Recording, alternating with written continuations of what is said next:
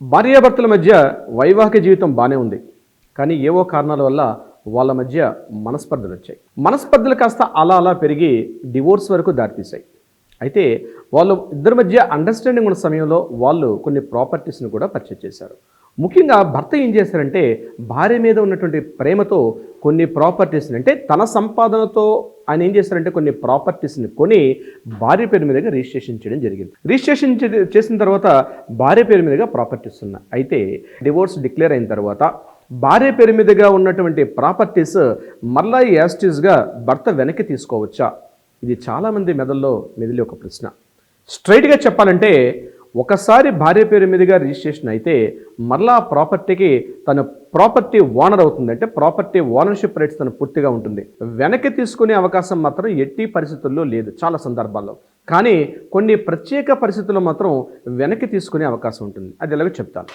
మరొకటి, కొన్ని సందర్భాల్లో జాయింట్ రిజిస్ట్రేషన్ చేసుకుంటారు. అంటే భార్య పేరు మీదుగా భర్త పేరు మీదుగా. అయితే డివోర్స్ జరిగిన సందర్భంలో మరలా తన పేరు మీదుగా ఉన్నటువంటి ప్రాపర్టీని, అంటే భార్య డివోర్స్ చేసుకుని వెళ్ళిపోతుంది. ఆ యొక్క అమౌంట్ ఏదైతే ఉందో తను పూర్తిగా నేను ఇన్వెస్ట్మెంట్ చేశాను, అంతేకాకుండా నా భార్యని ఆ పేరు కూడా యాడ్ చేశాను కాబట్టి మరలా భార్యకి చెందినటువంటి ప్రాపర్టీని డివోర్స్ ఎలాగ అయిపోతుంది కాబట్టి భార్య నా వ్యక్తి కాదు కాబట్టి ఆమె పేరు మీదుగా ఉన్నటువంటి ప్రాపర్టీని మళ్ళీ నేను వెనక్కి తీసుకొని రావచ్చా అని కూడా కొంతమంది చేస్తారు.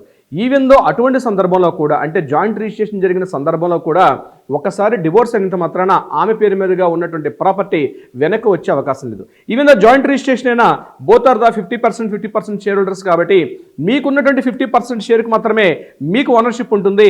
మిగిలిన 50% మళ్ళీ వీలైతే ఆమె దగ్గర నుంచి కొనుక్కోవచ్చు.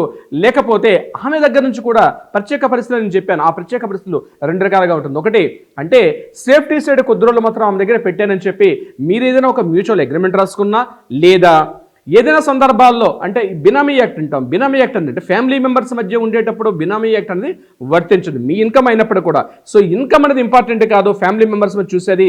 కేవలం ఎవరికి ప్రాపర్టీ జరిగింది, అంటే గిఫ్ట్ డీడ్ జరిగిందా సేల్ డీడ్ జరిగిందా అంత ఇంపార్టెంట్ తప్పించి అక్కడ మనీ ట్రాన్సాక్షన్ పరిగణలో తీసుకోరు. కాబట్టి వెనక్కి వచ్చే అవకాశం మాత్రం ఎట్టి పరిస్థితులు ఉండదు.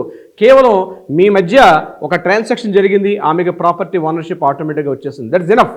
సో వెనక్కి వచ్చే అవకాశం లేదు. బట్ మీరేదైనా మీ ఇద్దరి మధ్య ఒక మ్యూచువల్ అండర్స్టాండింగ్ అగ్రిమెంట్ ఉంటే దాన్ని ఆధారంగా చూపిస్తూ కోర్టుని మనం నమ్మించగలిగితే, కోర్టు దగ్గర ఆధారం చూపించగలిగితే మరలా వెనక్కి తీసుకోవచ్చు. సో డియర్ ఫ్రెండ్స్, ఇది ఈనాటి వీడియో.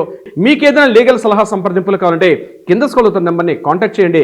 తప్పనిసరిగా మా లీగల్ టీం మీకు అప్రోచ్ అవుతారు. మీ రవీంద్రనాథ్, హైకోర్టు అడ్వకేట్, తెలంగాణ. జై హింద్.